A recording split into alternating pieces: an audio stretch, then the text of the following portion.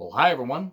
I'm John Ritland, back with a retro review of WrestleMania 11, aka Celebrity Mania, because the celebrities fucking dominated this goddamn show. It was fucking ridiculous. That's part of the reason why I think a lot of people regard this as one of the worst WrestleManias of all time, if not the worst. I still say Mania 9 is worse because of that ending. Sweet Christ, that ending. But the celebrities going over and, being on so many, on so much of the program and not really focusing as much on the talent is a big reason why WWE at this point, or WWF, was almost in a holding pattern. Same with WCW. ECW is the only company trending upwards, and even if you're not a big fan of them like myself, at least they were trying some new things, and especially the summer of 95 and even in the fall of 95, they would be trying some new things and some things that would be gaining them a lot of buzz. Both good and bad, but quite a bit of good because they were featuring some good wrestling. And there was still some good wrestling to be had in 95. But they had a lot of bullshit happening. And this was the prime example of it. They went from Madison Square Garden to Hartford, Connecticut, and locale aside, the crowd at times was fired up, but just didn't really seem to be having it. And with a 7-match card, you kind of can't really blame them. So let's get on with the review. The World Wrestling Federation, for over 50 years, a revolutionary force in sports entertainment. That good old voiceover. And then they show little recaps of WrestleManias 1 through 10, showing mostly celebrities with a couple wrestlers. And then they cut to showing a bunch of celebrities who are going to be at this show. Nicholas Turturro, the football team, that was going to accompany Lawrence Taylor there, and also was with Diesel. And then you had Jenny McCarthy, Pamela Anderson, Jonathan Taylor Thomas, who was, a pretty big deal at this time, despite being, a very young man. I can't wait to be king, because he was the voice of young Simba and stuff like that. And also on Home Improvement. Wonder where his career went. This, it wasn't off to the best start because it was Celebrity Mania. You did have Special Olympian Kathy Huey performing America the Beautiful. Pretty good rendition, actually. Had a really good voice. Don't know much about her, but read up on her. It was a really, really good, powerful rendition, and she performed it well, and the crowd gave her some good adulation, which they should have. It was, again, a good rendition. We then have the Stridex Blimp. Hooray, Stridex Blimp, and Vincent Lawler on commentary. And we start off with the first of 7 matches. The Allied Powers, Lex Luger, and the British Bulldog versus the Blue Brothers. Not the Blues Brothers. That would have actually been rather interesting to see them, despite the fact that one of the Blues Brothers had been dead for a number of years. To be fair, they probably would have been better than the Blue Brothers right here.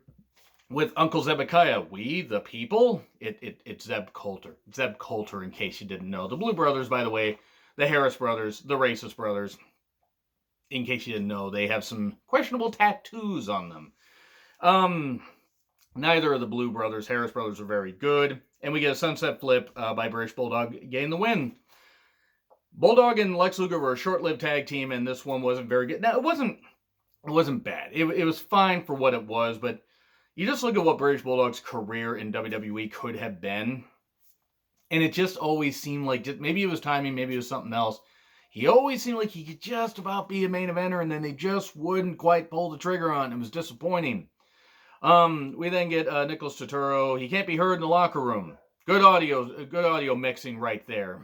Jeff Jarrett with the Roadie, or the Chody, whatever you want to call him, Road Dogg, versus Razor Ramon with the 1-2-3 Kid Intercontinental Championship match. And this was based off of what had happened at the Royal Rumble 95, which I did a retro review of as well, which was a pretty good match. And this one wasn't bad. These two did always work well together. Razor did attack early, running over the frickin' press that were at ringside. There's a lot of goddamn press at ringside. It was actually interfering with some of the spots. And then he got his pyro. This, again, wasn't as good as Rumble match, but still good for what it was. There was a lot of interference, and eventually the Roadie would clip Razor's knee while he had Jarrett up for the Razor's Edge, causing a DQ. And then we get 1-2-3 Kid, we get a brawl, this kind of stuff, and it would just be what it was. The match was okay, but it was a lot of dodgy finishes that would actually bring this show down quite a bit. And then we get Nicholas Turturro, who I believe is on NYPD Blue, I recall correctly. I don't know what he's doing now. He's with some wrestlers and Jenny McCarthy. Remember Jenny McCarthy, singled out and all that? And yeah, she has some questionable things that she likes to believe in. I believe being an anti-vaxxer, I believe. Hopefully not. But anyway, King Kong Bundy versus The Undertaker. This was not good. This is not good. The late, great King Kong Bundy and The Undertaker, as good as both these men were at this point, Bundy near the end of his full-time career, Undertaker on the ascent, it just didn't work. At one point, a.k.a. not the right gimmick for Charles, that's right, the Godfather, do you get it? Do you get it? His real name is Charles Wright. Steals the urn. He's going to make it into a chain. Thus would start that feud. And Undertaker would eventually hit a body slam. Impressive. And then also a, diving clothesline. 1, 2, 3. And then Lawrence Taylor's posse is there. Reggie White and then Steve Mongo McMichael, who was on WWF television. And it's funny because both these guys would face off, I think, at Bash at the Beach 97, in a match where that match, I think, was the second longest besides the main event. Steve Mongo McMichael, who couldn't fucking wrestle, and Reggie White, a tremendous athlete, was not much of a wrestler either, and they gave them that much time. If you haven't seen it, please watch. It's either Great American Bash 97 or Bash at the Beach 97. I'm not quite sure, that brain little bit mush. But anyway, yeah, Mongo McMichael, fucking idiot. Former U.S. champion, Steve Mongo McMichael. What the fuck? Heel Bob Backlund and Jonathan Taylor Thomas played chess. I love heel Bob Backlund. Unfortunately, I didn't love the match that he was in a little bit later, but it was just great because he was yelling, just yelling. That's all he did was fucking yell, and it was great. Then we have Owen Hart and the returning Yokozuna. He was supposed to lose weight. He didn't. He did not lose weight. He did not do that thing. They took on the Smoking Guns. It was a WWF Tag Team Championship match. Match was fine. Mr. Fuji and Jim Cornette were there. Jim Cornette, the American spokesperson, and Mr. Fuji there waving the Japanese flag. The match was fine when it was Owen in the ring. As good as Owen was, and it's so sad that he passed away. I can't wait for the Dark Side of the Ring episode. As sad as that's going to be. Whenever Owen was in the ring, Smoking Guns could have the advantage. Whenever it was Yokozuna, they'd have to, duck and dodge because of how much bigger he was. Eventually, Yoko would hit the bonsai drop to Billy, would hurt himself, would tag Owen. Owen would go for the sharpshooter, and then, nope, I'm just going to pin this guy that was flattened by a 600-pound man. 1, 2, 3, new tag champs. Bam Bam Bigelow interviewer, I don't know what the hell that was. Dragging the W's out like WWF. And his main event hype says he's not going to lose to Lawrence Taylor. About that. So we get Bret Hart versus Bob Backlund. Roddy Piper as the special guest referee in an I Quit match. Oh dear. Bret Hart, Bob Backlund, with Roddy Piper as a referee. You have all these components. How could you make this match so bad? One, Piper kept yelling, "What do you say? What do you say?" He had the mic with him and stuff like that. And it wasn't even a cordless mic, so the cord was getting tangled everywhere. And that's not Piper's fault. That's just how it was. But what do you say? What do you say? It got so infuriating. After like 2 minutes, I'm like, I want this match to end. And I love Bret and I love Backlund.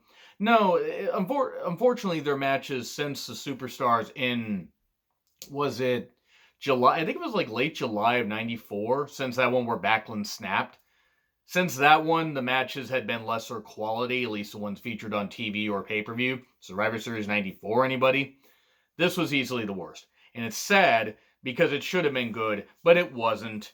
The crowd was silent after Bret's entrance. I mean, they were whatever. And then at one point, King and Vince are doing this exchange. Lawler's trying to ask him because Piper and Bret had faced off at WrestleMania 8. And he said, well, who did Bret beat at Mania 8, McMahon? McMahon says, the British Bulldog. King's like, what? No? And I'm like, Vince McMahon did not know who somebody beat, one of his top talents, 3 years prior. I mean, what the fuck? What the fuck you want me to say? So Backlund ended up saying yes when he got trapped in the crossface chicken wing, but didn't say I quit. Yet I guess they counted that. He said yes, but didn't say I quit. Good enforcement of rules. So, Bob was confused. Afterwards, he's cutting a promo. I see the light. I saw the light. JR was doing the post-match interviews at, the entranceway and wasn't doing commentary. I don't get it. So many celebrities. And then Turturro and McCarthy and Jonathan Taylor Thomas and Pamela Anderson, they were out here for Diesel versus Shawn Michaels with Psycho Sid in his corner for the WWF Championship. This was not the main event. This is also Shawn making himself the goddamn star. And while he did bump around for Diesel like crazy at times, he made himself the star and did not make Diesel look any better. Now, to be fair, Diesel was not a great choice for WWF champion, But it feels good to say WWF. But it's just great that it's probably actually great that maybe they didn't put this as the main event because Shawn sandbagged him on so much stuff. But the championship should be in the main event. They were in a weird time because Vince probably should have ignored the fact that celebrity involvement was not going to get him all the attention that he wanted, even though Lawrence Taylor is a big star. It kind of hurt me as a fan. But anyway, yeah, Shawn basically made himself the focus. There was this one point where Shawn hits a super kick, but Earl Hebner's outside, and Earl Hebner takes a good 30 seconds to get back in the ring. So you're thinking, okay, Diesel's just going to kick out. And he did. He kicked 1, 2, he kicks out. And then the crowd's booing. The crowd's upset. The crowd's all upset. They did a back suplex thing, and Shawn covered him, and he barely kicked out. Okay, I think Shawn even put in his book, oh, we got him back. This wasn't very good. They would have a better match of good friends, better in enemies, which I think would have been a much better pay-per-view. Have seeing enemies all around the ring would have been weird though. In April of '96, just over a year later. I don't know what these analogies are on about. So Michaels badly sells a jackknife powerbomb. 1, 2, 3. That's it. And then Sid and Shawn yell backstage. We get the $1 Million Corporation, Nikolai Volkov, Tatanka, IRS, King Kong Bundy. If I missed anybody else, I apologize. And the All-Pro team, which were a few people, but Steve Mongo McMichael, Reggie White, and a few others. And I'm sorry, I'm sure there were some there, actually pretty good players. In fact, I can't think of some of the work. Ken Norton, I think, was one of them. But yeah, they come to ringside for the main event. Pat Patterson is a referee. You must have been thrilled to be around all these men, but not all these men he could take advantage of, like Pat Patterson has allegedly done. Pat Patterson, regardless of, what he's done in wrestling, is kind of a piece of shit for some of the stuff he's done. Yeah, it's just been swept under the rug a little bit. But anyway, Lawrence Taylor versus Bam Bam Bigelow. Bam Bam Bigelow deserves a world of credit and deserved $1 million goddamn dollars for what he did here with Lawrence Taylor. And it's funny, Lawrence you would have thought would have been comfortable around the number 14 or 15, but nope, he went all the way down to 11 this time. I'm saying that he goes for young women. Do you get that? Because he's a piece of shit for it. Great football player, but a goddamn piece of shit for it. So, at one point, Lawrence Taylor, because he'd been training with Diesel, did the jackknife, and it was more like a friggin' gourd buster.